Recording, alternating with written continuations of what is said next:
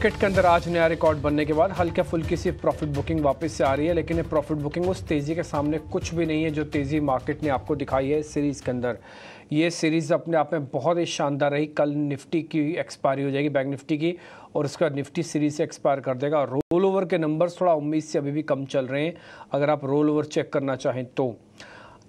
लेकिन अभी भी दो तीन चीज़ों पे आपको ध्यान देना होगा। पहला, मार्केट एक बहुत ही क्रूशल जोन पे चल रहा है। ये तेज़ी और मंदी दोनों के लिए मैं बोल रहा हूँ क्रूशल, तेज़ी वालों के लिए भी क्रूशल है, क्योंकि यहाँ से हल्की फुल्की प्रॉफिट बुकिंग भी अच्छे पॉइंट्स लेके जा सकती है वापस। तो आपके पास अगर प्रॉफिट्स हैं, ट्रेल करके आए हो यहाँ तक, तो अपने प्रॉफिट्स को बुक करो। नहीं कर रहे प्रॉफिट्स को बुक, ट्रेलिंग स्टॉप लॉस लगाओ। नई खरीदारी करना चाहते हैं, डिप की वेट करो। और अगर ऐसे शॉर्ट करने वाले हैं तो शॉर्ट के सिग्नल नहीं आए हैं। मैं ये बता देता हूँ आपको। हाँ, तेज़ी थोड़ी मुश्किल हो सकती है, तेज़ी में आपका रिस्क रिवॉर्ड ख़राब हो सकता है, लेकिन क्या मंदी करके मेरे पैसे बन जाएंगे, ऐसा तो नहीं दिख रहा। और अगर आज सुबह से भी मार्केट्स को चेक कर रहे हैं, यही मार्केट्स आपको बताना भी चाह रहा है कि वो भले चल नहीं रहा लेकिन टूट भी नहीं रहा। निफ्टी का सिर्फ 20 पॉइंट लाल निशान में आना कोई मायने ही नहीं रखता। इतना तो 20 पॉइंट वो आज ओपनिंग में भी वीक था, ठीक है। उसके बाद हरे निशान में पहुंचा। बाद में हमने आपको एक 2600 की कॉल भी बताई थी, जिसमें आपने 2-3 बार ट्रेड करके ठीक पैसे बनाए होंगे।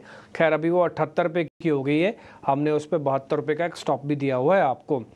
दूसरा, आज सेक्टोरियल चर्निंग बहुत ही अच्छे से हो रही है मार्केट के अंदर, और टिपिकली मेरे को लग रहा है एक्सपायरी का जो इम्पैक्ट था वो एक्सपायरी से पहले ही आ चुका है। तो अगले 2 दिन आपके डल जाने वाले हैं। ये 2 दिन डल, तेज़ी और मंदी दोनों के लिए डल होंगे। मंदी अगर होनी होती ना तो विक्स बढ़ गया होता, अभी विक्स नहीं बढ़ा। दूसरा, 75% पे लॉन्ग पोजीशंस खड़ी हुई हैं। तो बहुत सारी चीज़ें ऐसी हैं जो मार्केट में इंडिकेट कर रही है कि ठीक है, तेज़ी शायद हो सकता है रुक जाए, बट मंदी आ जाए या ऐसा प्रॉफिट बुकिंग गंभीरता से आ जाए, ऐसा लग नहीं रहा। उम्मीद है, देखते हैं अभी क्या होगा। आज के हमारे मेहमान हैं प्रशांत सावंत, जो आपको हेल्प करेंगे बताने में कि निफ्टी बैंक निफ्टी पे क्या किया जाए, क्या नहीं किया जाए। कल हम एक्सपायरी स्पेशल करेंगे, परसों भी एक्सपायरी स्पेशल करेंगे। तो आज का दिन तो हम रूटीन एक शो कर रहे हैं आपके सामने, लेकिन ज़्यादातर शेयर्स जो भी डिस्कस होंगे कार्यक्रम में, कोशिश कीजिएगा अक्टूबर सीरीज़ ही ट्रेड लीजिएगा, जब तक सितंबर के बारे में बोला ना जाए कि आपको सितंबर ही लेना है। अदरवाइज़ जो भी ट्रेड इस कार्यक्रम में डिस्कस होंगे वो सब के सब अक्टूबर कॉन्ट्रैक्ट के ही होंगे, ठीक है जी। प्रशांत सावंत से हम जुड़े, उससे पहले आपको रिपोर्ट कार्ड दिखाते हैं। कल के हमारे मेहमान थे अजीत मिश्रा, उनका रिपोर्ट कार्ड आपके सामने रखते हैं।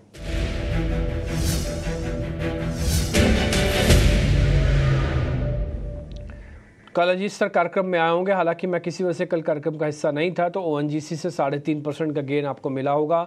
4% का गेल इंडिया ने आपको प्रॉफिट दिया। एमजीएल का गेन करीब 1.5% का है।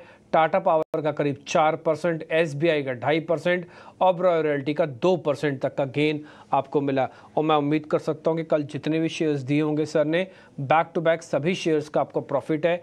इससे बेहतरीन रिपोर्ट कार्ड हम आपके लिए कहां से बना के लाएं और कैसे ढूंढें, आप खुद ही सोच सकते हैं, खुद ही जान सकते हैं।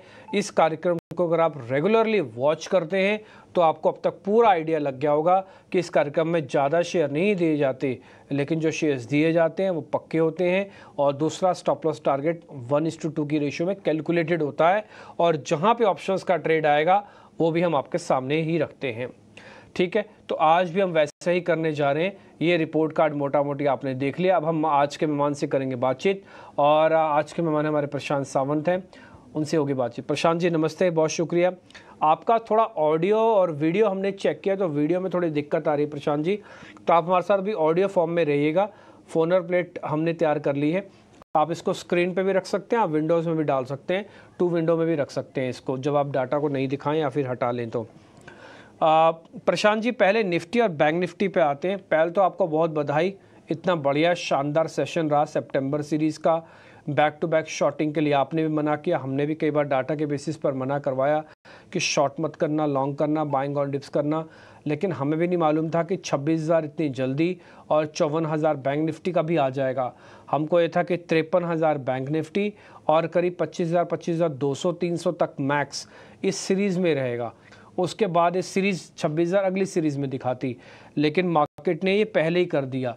तो अगली सीरीज आप कैसे देख पा रहे हैं? 1-2 दिन का डाटा जरा बताइए, निफ्टी और बैंक निफ्टी का क्या करना चाहिए सर? जी डिम्पी जी, वेरी गुड आफ्टरनून। सभी दर्शकों को नमस्कार। और एक्सट्रीमली सॉरी, आज इनफैक्ट कल शाम से ही मेरे पूरे एरिया में इंटरनेट सर्विसेज डाउन है। और वो एक्चुअली एक्सपेक्टेड थी कि आज सुबह शुरू हो जाए, बट वो आज शाम तक भी शुरू नहीं होगी, तो इसलिए शायद नेटवर्क का इशू है। बट आई होप मेरी आवाज क्लियर है। और मैं अपनी राय फोन पे ही देना चाहूंगा। बिल्कुल सर, बिल्कुल। पिछले हफ्ते से जब हम जुड़े हैं, सोमवार की सुबह और मंगलवार के शो में भी मैंने एक राय दी थी कि आप बैंक निफ्टी में छोटे मोटे ट्रेड मत करो। एक बार 51,800 पे स्पॉट क्लोज होने दो, आपको स्ट्रेट 54,000 के लेवल दिख जाएंगे। तभी काफी, जैसे हम कहते हैं, आईब्रोज वेयर रेस्ट की। मैं न्यू हाई की बात नहीं, मैं सीधा 54,000 की बात कर रहा हूँ। आप सिर्फ एक बार अगर डेली चार्ट देखोगे, 51,800 के ऊपर हम एक बार क्लोज हुए, उसके बाद हमने 51,700 भी नहीं देखा, हम सीधा 54,000 आ गए। तो मेरे हिसाब से जिन्होंने भी हमारे चैनल को फॉलो किया होगा, उस राय को फॉलो किया होगा, उनके काफी अच्छे पैसे बने होंगे। दूसरी बात, पिछले सोमवार की सुबह आपने जब मुझसे पूछा था क्या बैंक निफ्टी में कोई ऑप्शन करना चाहिए, तब मैंने कहा था वीकली ऑप्शन की राय मत रखिए, आप मंथली यानी 25 तारीख का जो ऑप्शन है, 26 तारीख का, उसमें 52,500 की कॉल, तभी 325 चल रही थी। तब मैंने कहा था कि 150 पॉइंट का रिस्क रखिए, हो सकता है ये 1000 भी हो सकती है। वो जो कॉल है वो बिल्कुल 1700 का हाई बना चुके हैं। मैं नहीं मानता कि 1700 तक में होल्ड करेगा, बट जो टारगेट हमने बात किए थे कि ये 1000-1200 हो सकती है, तो मुझे लग रहा है अगर किसी ने 350 में ली होगी और वो 800-900 भी उसके होगी, तो डेफिनेटली एक बहुत अच्छा मुनाफा बहुत कम वक्त में बना हुआ है। तो मैं इस चीज के लिए जो हमारा डिस्कशन हुआ था, आपको भी इसके लिए बधाई देना चाहूंगा। और मुझे लग रहा है हमारे टारगेट्स आ चुके हैं। अब क्या नजरिया रखना चाहिए? सबसे पहली बात तो मुझे लग रहा है कि जब आपको मार्केट इस तरह से कम वक्त में ज्यादा प्रॉफिट देता है, आपकी राय बिल्कुल सही हो जाती है, तो आपको उस राय को रिस्पेक्ट करते हुए आपके टारगेट्स पे मुनाफा बांध लेना चाहिए। तो जो मेरी राय थी बैंक निफ्टी की 54,000 की, वो हो चुकी है।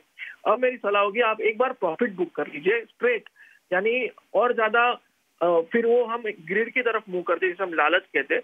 आपका जो सेटअप था वो ट्रिगर हो चुका है। 51,800 की क्लोजिंग हमने वहां से 400 पॉइंट की रिस्क रखी थी।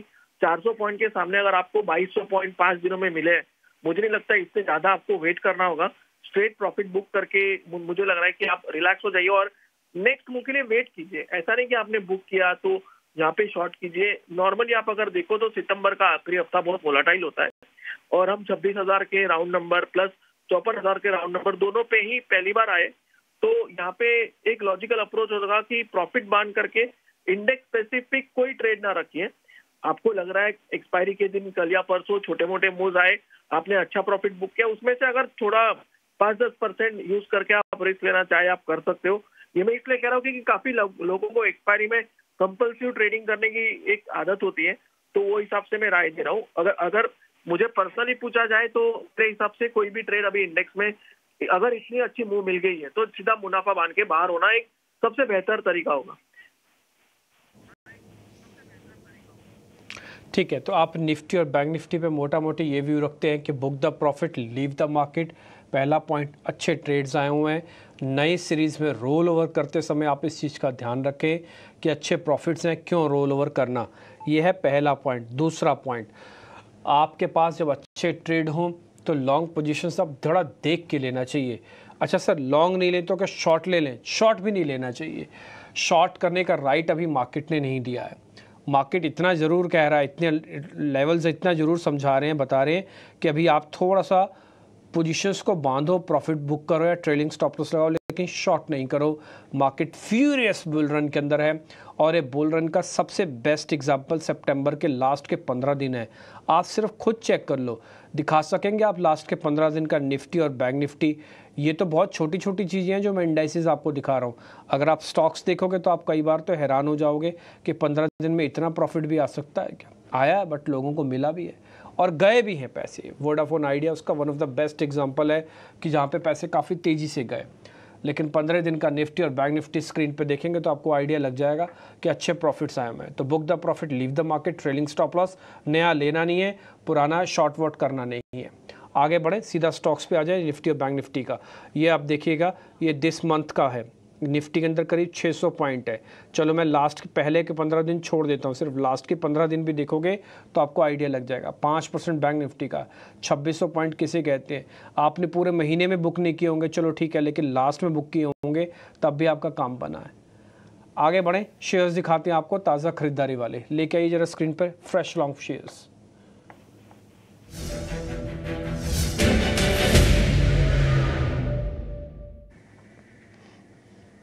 प्रशांत जी, 2 शेयर हमने निकाले, एक तो चाइना वाली खबर का थोड़ा बहुत इम्पैक्ट है और दूसरा ग्लोबल मार्केट जब भी ठीक होगा तो सबसे पहले मेटल्स चलेंगे। और मेटल्स में एक तेज़ी वैसी भी ड्यू थी, बकाया भी थी। एक बार जरा आपका रिकमेंडेशन से टाटा स्टील, और दूसरा हमने ऑयल मार्केटिंग कंपनीज का एक शेयर निकाला है HPCL। जरा दोनों के बारे में बताइए, जिनके पास है रोल ओवर कर लें, ये भी बता दीजिएगा सर। तो डीपी जी, टाटा स्टील पे मैं सबसे पहले एक डिस्क्लेमर दूंगा कि ये पोजीशन मैंने मेरे क्लाइंट्स के साथ एक ऑप्शन में शेयर की हुई है, अक्टूबर के 175 के कॉल ऑप्शन में, जो मैंने काफी पहले करीबन 75-80 पैसे पे शेयर की है। और एक मैंने कैश में भी राय दी है कि मेरा जो नजरिया मेटल्स पे है वो काफी स्ट्रांग है, तो वही नजरिया मैं यहाँ पे भी शेयर करना चाहूंगा। इनफैक्ट मैंने पिछले हफ्ते भी शेयर किया था कि मुझे लग रहा है अगले 2 से 3 महीनों के लिए मेटल्स आउट परफॉर्म कर सकते हैं। टाटा स्टील की जहां तक बात है, हम अभी ऑलमोस्ट 159 के आसपास ट्रेड कर रहे हैं, 159। आप कंफर्टेबली यहाँ पे पोजिशनल अप्रोच रखिए। शॉर्ट टर्म के हिसाब से 154 स्टॉप लॉस ठीक है, बट पोजिशनली मुझे लग रहा है 150 का स्टॉप लॉस रख के यहाँ से आपके टारगेट 175-180 होने चाहिए। जहां तक शॉर्ट टर्म ट्रेडिंग की बात है, 154 का स्टॉप लॉस और 168 से लेके 170 ये टारगेट्स आप रख के चल सकते हो। आप अगर आज के वॉल्यूम को देखो तो आपको दिख जाएगा कि 3 घंटे की ट्रेडिंग में पिछले कम से कम 30-35 दिनों के डेली वॉल्यूम से ज्यादा वॉल्यूम बन चुका है ऑलरेडी, क्योंकि अभी भी हम half way through the day है। तो डेफिनेटली यहाँ एक लॉन्ग नजरिया बनता है। और जो दूसरा स्टॉक आपने कहा वो हिंद पेट्रो था जी, बराबर? जी, Hindustan petro, HPCL। Hindustan petro में कल एक बहुत अहम सपोर्ट, 3 दिनों से स्टॉक स्ट्रगल कर रहा था, बट वहां पे जब वो सपोर्ट इंटैक्ट रहा तभी मुझे लगा कि यहाँ से चांसेस है कि एक अच्छा बाउंस मिले, जो कि आज मिला हुआ है। तो मेरे लिए अप्रोच बहुत सिंपल होगा, हम 20 दिनों के एवरेज के नजदीक है, तो यहाँ पे रिस्क छोटी रखेंगे, बट चांसेस है कि यहाँ से अच्छी मूव मिले। तो हम ऑलमोस्ट 416-417 इस जोन के बीच ट्रेड कर रहे हैं। मेरे लिए स्टॉप लॉस होगा 409 स्पॉट, और जो मेरा टारगेट होगा वो होगा 430 से लेके 435, 430-435।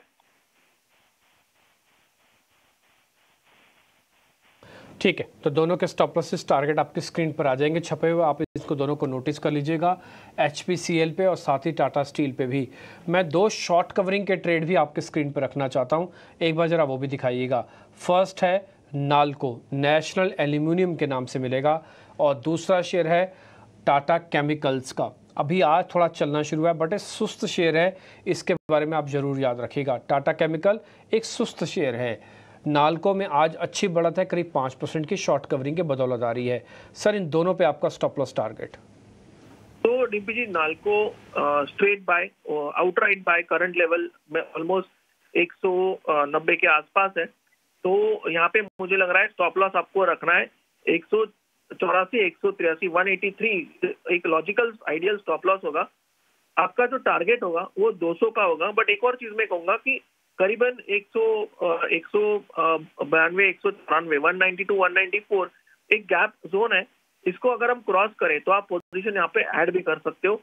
पहली चीज हमें नोटिस करनी होगी कि सेक्टर में स्ट्रेंथ है, तो डेफिनेटली यहाँ पे आपको बाय करना शुरू करना होगा। और जैसे मैंने कहा 194 के ऊपर और ऐड कीजिए, और टारगेट आपका 200 से लेकर 205 तक जा सकता है।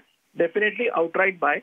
जहां तक टाटा केम की बात है, यहाँ पे शायद आपने और मैंने काफी बार डिस्कस किया, इस स्टॉक के लिए 1100 का लेवल बार बार बहुत अहम होता है। तो ये उस रेंज में ही 1100 से लेके 1000 उस रेंज बाउंड स्टॉक रहा है।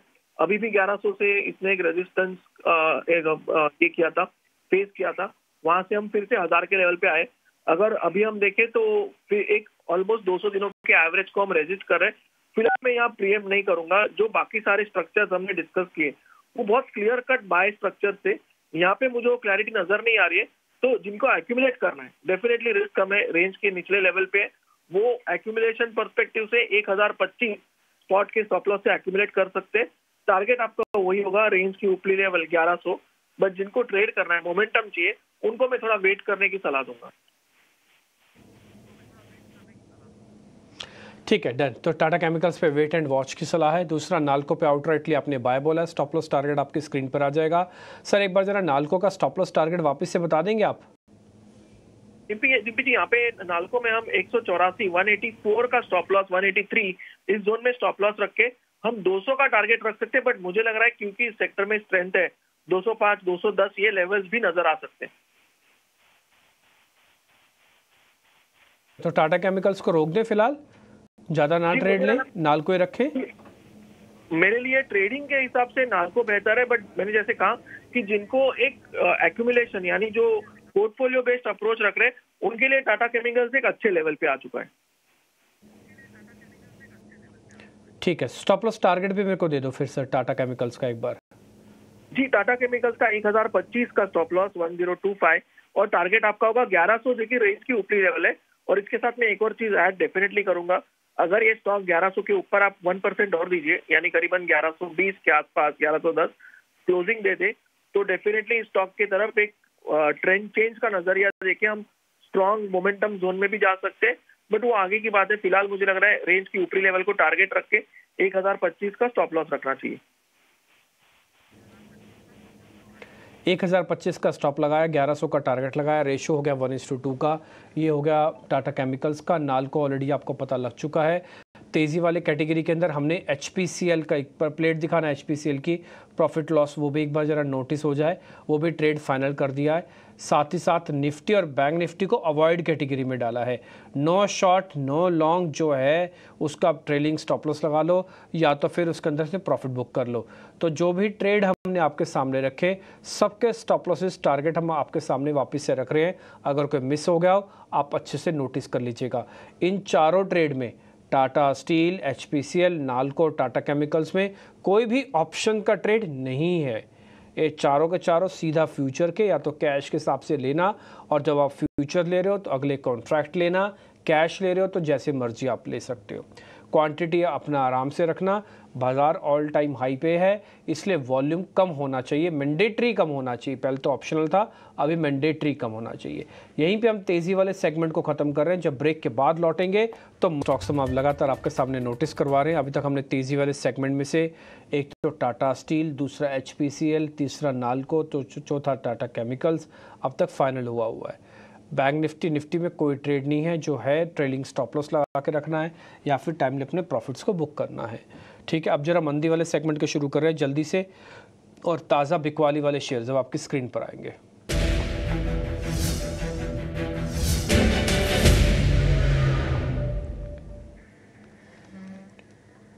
दो शेयर हमने निकाले सर, एक तो IEX है प्रशांत जी, दूसरा इंडिगो है। दोनों टूट रहे हैं। IEX तो आज 6% साफ हो गया एक ही दिन के अंदर। हालांकि नो डाउट चला हुआ शेयर्स भी था, काफ़ी 200 से 240 तक पहुंचा हुआ शेयर था। आपकी रिकमेंडेशन IEX और इंडिगो? तो डिम्पी जी, IEX का पैटर्न अगर हम देखें तो ये जैसे आपने कहा बिल्कुल उसी तरह से बहुत स्ट्रेंथ से ये चला हुआ था, बहुत ज्यादा स्ट्रेंथ, करीबन 190 से लेके 240 ये वन साइडेड चला। और इस मूव में अगर हम देखें तो ऑलमोस्ट प्रीवियस डे लोगों को इसने हार्डली टच किया था। मुझे लग रहा है यहाँ पे प्रॉफिट बुकिंग आई है, तो इसको सिर्फ मेरी सलाह होगी कि जिनके पास पोजीशन हो वो ट्रेल करे 219, 218 के स्टॉप लॉस से ये लेवल आ जाए, प्रॉफिट बन के आप बाहर हो जाइए। शॉर्ट मत कीजिए क्योंकि स्टॉक स्ट्रेंथ दिखा है। एक दिन के प्राइस एक्शन पे मैं नहीं कह सकता कि इसको शॉर्ट करना चाहिए। बट अगर हम इंडिगो को देखें तो यहाँ डेफिनेटली थोड़े बहुत टॉप फॉर्मेशन के साइंस नजर आ रहे हैं। तो क्योंकि ये इनिशियल साइंस है, यहाँ पे एक छोटी सी रिस्क ले सकते हैं। हम 4820 को ब्रेक कर चुके हैं। मेरे हिसाब से आपका स्टॉप लॉस होना चाहिए 4870, 4870, जो कि जस्ट 1% रिस्क होती है। और आपका यहाँ से टारगेट होना चाहिए पहला करीबन 4650, 4650 का। ठीक है, 4650 आपका टारगेट है। एक बार स्टॉप लॉस वापस से बता दो सर इंडिगो का। 4870 के ऊपर 4871, 4872, यानी 1% रिस्क आप बिल्कुल रख सकते हो और इसको शॉर्ट कर सकते हो। ये ऑलमोस्ट एक initial level of top formation के साइंस है, तो यहाँ पे मुझे लग रहा है 1% रिस्क लेना बनता है। ठीक है, 46.50 आपका टारगेट है, 48.70 का एक स्टॉप लॉस है, ये हमने स्टॉप लॉस टारगेट डाल दिए। प्रशांत जी अपने जरा आपने ट्रेड बता दीजिए, समय बचेगा तो अनवाइंडिंग के सौदे भी लेंगे।